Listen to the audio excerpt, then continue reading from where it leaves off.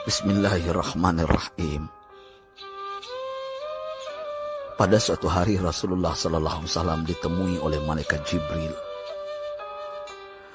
Rasul pun bertanya, "Ada apa wahai Jibril?"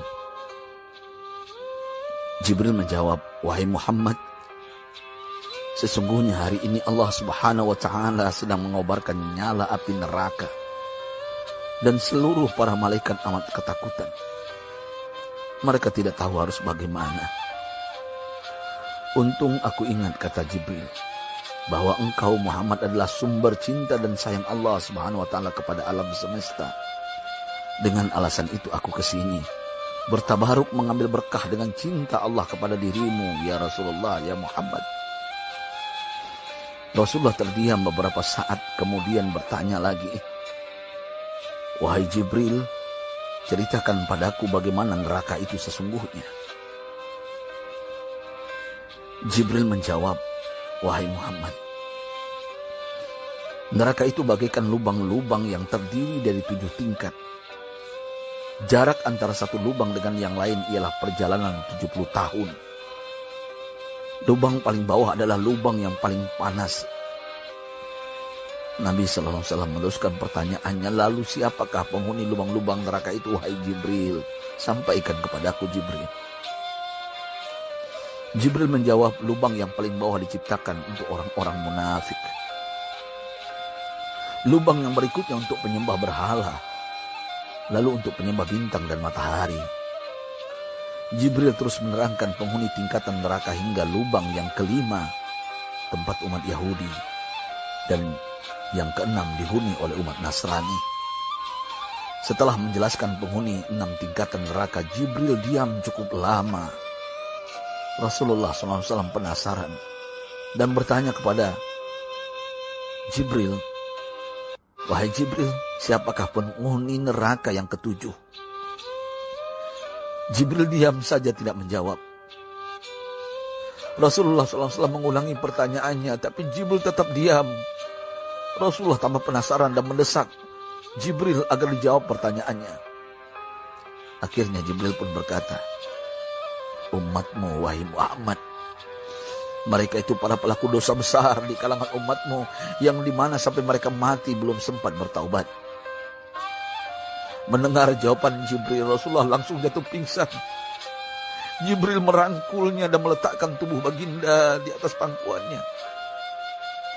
Tak berapa lama Rasulullah SAW sadar dan langsung menangis bersimbah air mata dengan terisak-isak. Rasulullah mempertegas pertanyaannya, "Wahai Jibril, apakah benar ada di antara umatku yang masuk neraka?"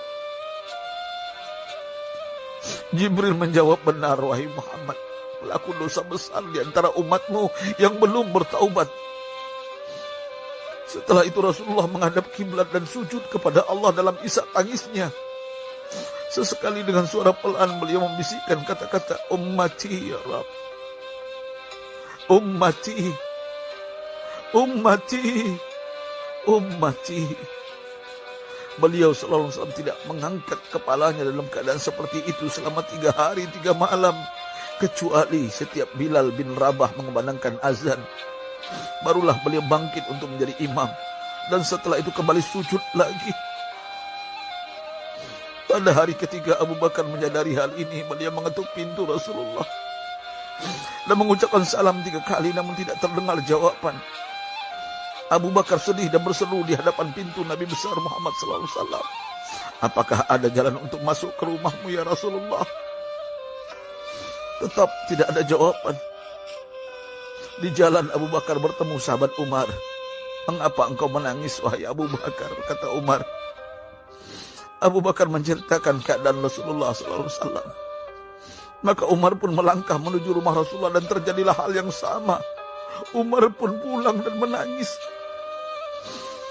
Di jalan Umar bertemu sahabat Salman Al-Farisi. Dengan terisak Umar bercerita kepada Salman hingga membuat dia amat sedih, namun tidak berani mengulangi hal yang sama.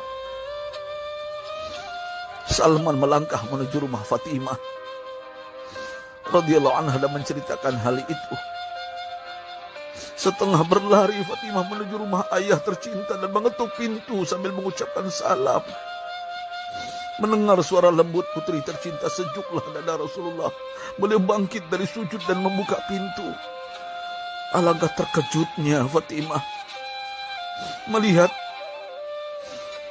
Rasulullah, ayah tercinta, amat kurus dan pucat. Fatimah memeluknya lalu menangis. Wahai ayah, apa yang terjadi? Mengapa engkau amat sedih seperti ini?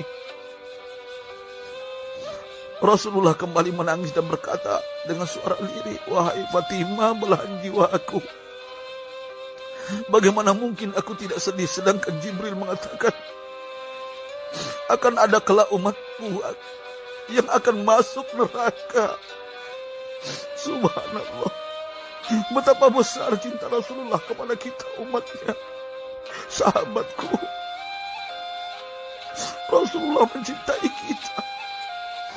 Antaman ma'aman ahbabta, engkau akan berkumpul dengan orang yang kau cintai. Mari kita mencintai baginda Nabi besar Muhammad SAW yang mencintai kita umat yang tidak rela kita masuk neraka.